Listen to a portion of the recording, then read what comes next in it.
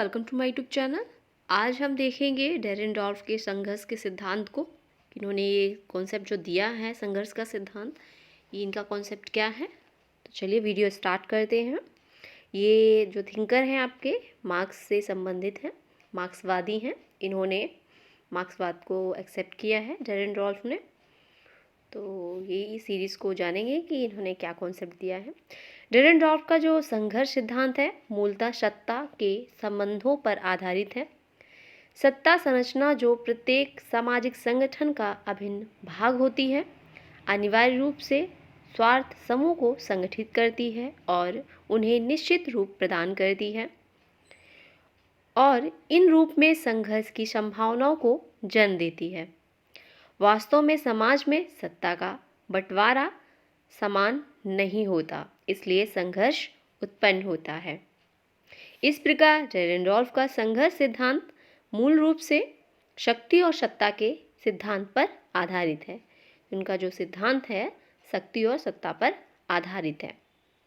डेरेनडॉर्फ ने शक्ति की असमानता को ही संघर्ष का कारण माना है।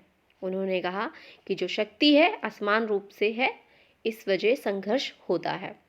डेरेनडॉर्फ ने मार्क्स के वर्ग संघर्ष जो सिद्धांत था उसकी आलोचना की। डेरेनडॉर्फ ने भी संघर्ष की जो समन्वयकारी और संरचनात्मक प्रकारात्मक दृष्टि से देखा। उन्होंने कहा जो संघर्ष होता है समन्वयकारी होता है और संरचनात्मक प्रकारात्मक दृष्टि से युक्त होता है। आगे इन्होंने जो समकालीन समाजशास्त्र था उसे दो सिद्धांतों के रूप में भेद प्रकट किया है। उसमें से एक इनका है समाज के समाजीकरण का सिद्धांत। एक है इनका समाज के समाजीकरण का सिद्धांत। इस सिद्धांत में संरचनात्मक प्रकारात्मक के समरूप माना है इन्होंने। और समाज के बल प्रमेय का जो सिद्धांत दिया, इसमें इन्होंने संघर्ष को संबंधित करते हुए कहा कि जो सिद्धांत है वो अनेक सिद्धांतों पर आधारित है। डेरेनडॉर्फ ने संक्षेप में अपने सिद्धांत को इस प्रकार प्रस्तुत किया है कि किसी भी आदेश सूचक संवित समाज के लोगों में वास्तविक समाज के बारे में जितनी अधिक चेतना होगी उतनी ही अधिक उनकी संघर्ष करने की संभावना होगी। जितनी आर्थिक, तकनीकी, राजनीतिक और सामाजिक दशाओं की आवश्यकताओं की पूर्ति संगठन में होगी उतनी ही संघर्ष अधिक तीव्रता से होगे। और इन्होंने कहा अधिक कोटि और अधीनस्थ समूहों में जितनी कम गतिशीलता होगी संघर्ष उतनी ही तीव्र होगा। संघर्ष जितना अधिक गहरा होगा, सघन और हिंसात्मक होगा और कहा उतना ही अधिक सामाजिक परिवर्तन होगा। तो इन्होंने जो आपके थिंकर हैं डेरेनडॉर्फ, इन्होंने कहा कि जो असमान वितरण है समाज में शक्ति का, यही कारण है कि समाज में जो संघर्ष होता रहता है। और उन्होंने मार्क्स का जो वर्ग संघर्ष का सिद्धांत उन्होंने बताया था, मार्क्स ने दो वर्गों में बांटा है वर्ग को और संघर्ष उन दोनों के बीच होने की बात कही है।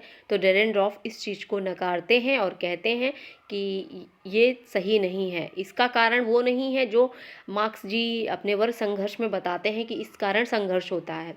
संघर्ष तो होता है असमान वितरण के कारण, जो सत्ता के आधार पे, सत्ता के संबंध में इन्होंने बताया कि जो चीज़ें बांटी गई हैं वो व्यवस्थित रूप से नहीं बांटी गई हैं, असमान तरीके से बंटवारा हुआ है समाज में।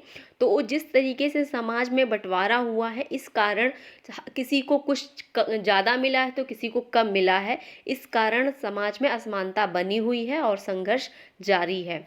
और इन्होंने जिस तरीके से राजनीतिक और सामाजिक दशाओं के बारे में बताया कि संघर्ष होता जा रहा है, आर्थिक तकनीकी जो व्यवस्था है इसमें विकास हो रहा है, विकसित हो रहे हैं, जिसके कारण समाज में संघर्ष उत्पन्न हो रहा है। इसकी स्थिति जो होगी आगे चल के और विकट हो सकती है। और उन्होंने जो गरीब तबके के जो लोग थे उनके बारे में बताया कि यदि उनकी गतिशीलता होगी, यदि वो आगे बढ़ेंगे और आगे जितना बढ़ेंगे उतना वो संघर्ष करेंगे और उन्होंने कहा कि जो संघर्ष जितना अधिक गहरा और सघन और हिंसात्मक होगा, उतना ही अधिक सामाजिक जो समाज है विकासशील होगा, परिवर्तन होगा। इन्होंने जो डेरेनडॉर्फ है, इन्होंने ये बात कही है। तो क्वेश्चन कभी कभी बन जाते हैं कि संघर्ष जितना अधिक गहरा, सघन और हिंसात्मक होगा, ये जो कॉन्सेप्ट है किसने कहा है? तो डेरेनडॉर्फ ने कहा है। तो छोटे छोटे से जो की पॉइंट है, की टर्म है, ये आ जाते हैं एग्जाम में और पूछ लिए जाते हैं। ठीक है, तो वीडियो एक बार में ना समझ में आई हो तो दूसरी बार ज़रूर सुनिएगा, और वीडियो अच्छी लगी हो तो लाइक करिएगा। नेक्स्ट वीडियो में हम अगले थिंकर जो कोज़र जी हैं, वो कोज़र का जो सिद्धांत है संघर्ष का, उसके बारे में देखेंगे।